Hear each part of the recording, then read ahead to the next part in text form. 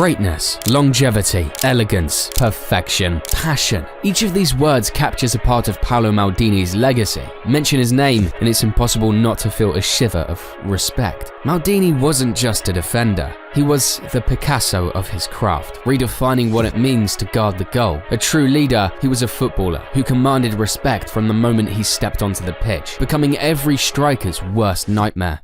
Paolo Maldini's story is so rich and captivating that entire volumes could be dedicated to the memorable rises and brief falls of his career. While we can't cover everything today, we're about to dive into some of the most incredible moments that defined him. So sit back and prepare to be amazed. We've all seen those viral posts about the latest football prodigies or the extraordinary longevity of players like Buffon. But long before them, there was Paolo Maldini, a footballer who burst onto the scene as a teenager and remained a dominant force well into his 40s.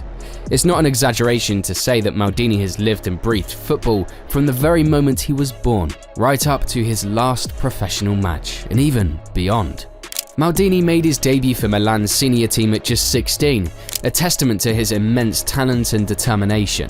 But his journey was never easy, as he had to live up to the towering legacy of his father, Cesare Maldini, the first Milan captain to lift the European Cup.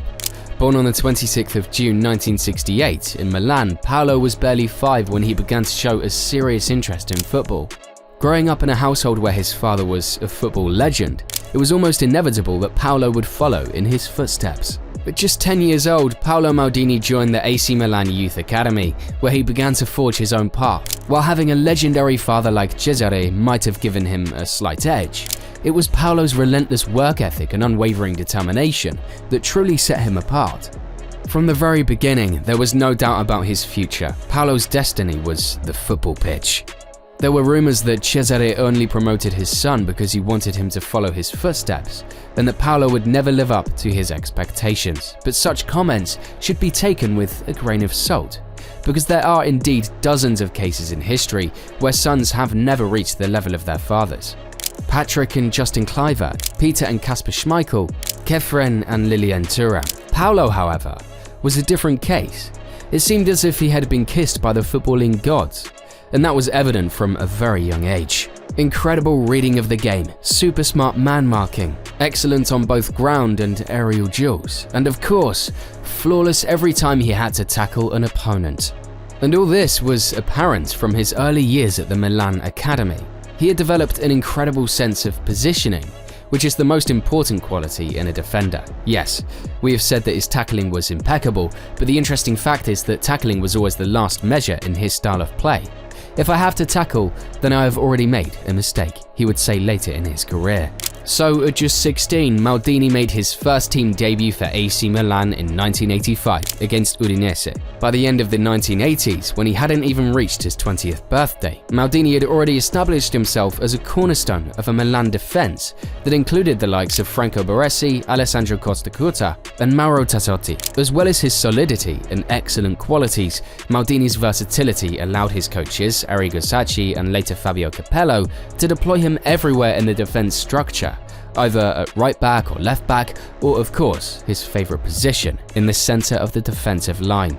The early years of Maldini's career with AC Milan were marked by struggle, with the team failing to secure any major titles. However, everything changed in 1986 with the arrival of Silvio Berlusconi. The new owner revolutionized the club, ushering in a new era of dominance, not just for Milan, but for Italian and European football as a whole. The signings of the legendary Dutch trio Ruud Gullit, Marco van Basten and Frank Rijkaard, alongside the Italian talents at San Siro, laid the foundation for a team that would soon conquer Europe. The first major success of Maldini's career came in 1988 when he won the club's first Serie A title in 9 years. From the following season, 1988-89, however, started the total domination of the dynasty called AC Milan.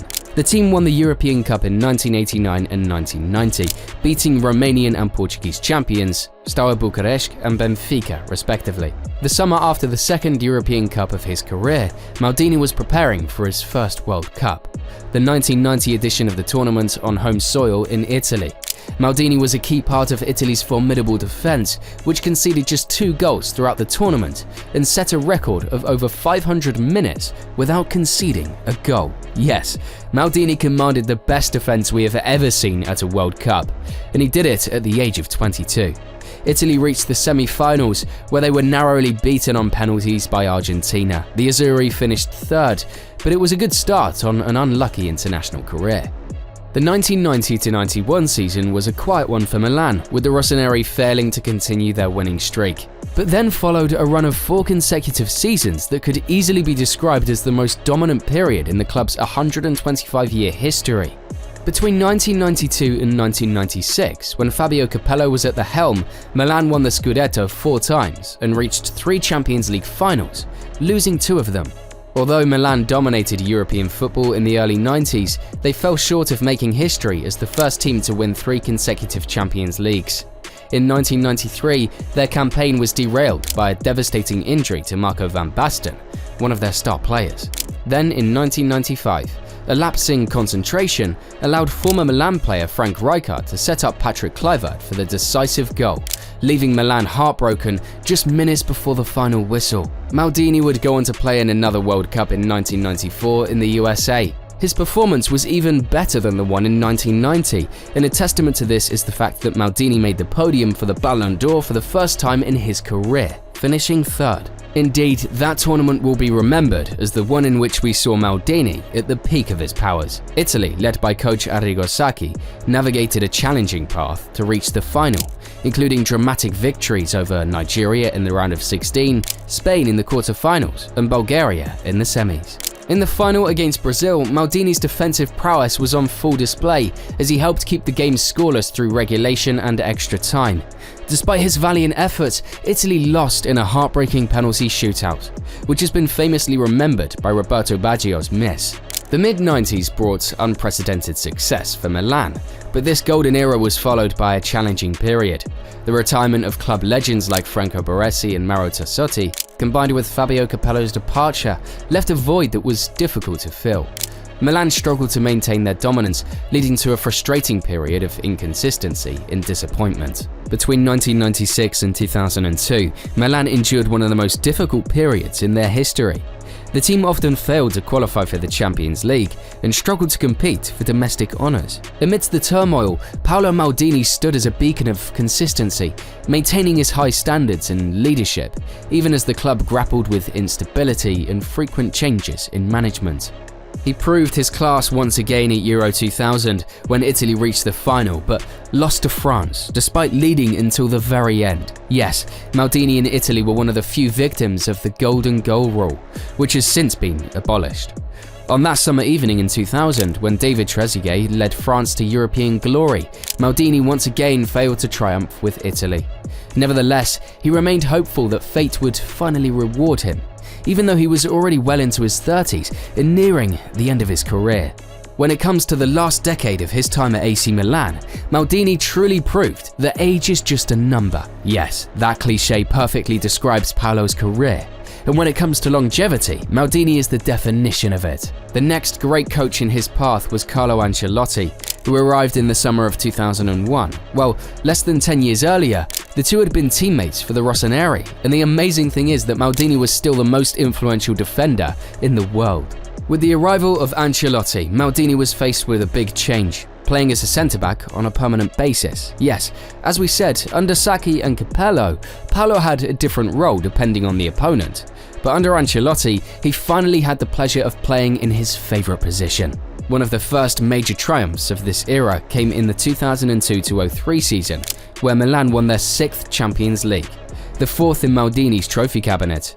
He contained his side to victory in the dramatic first all-Italian final against Juventus, which ended in a penalty shootout after a 0-0 draw.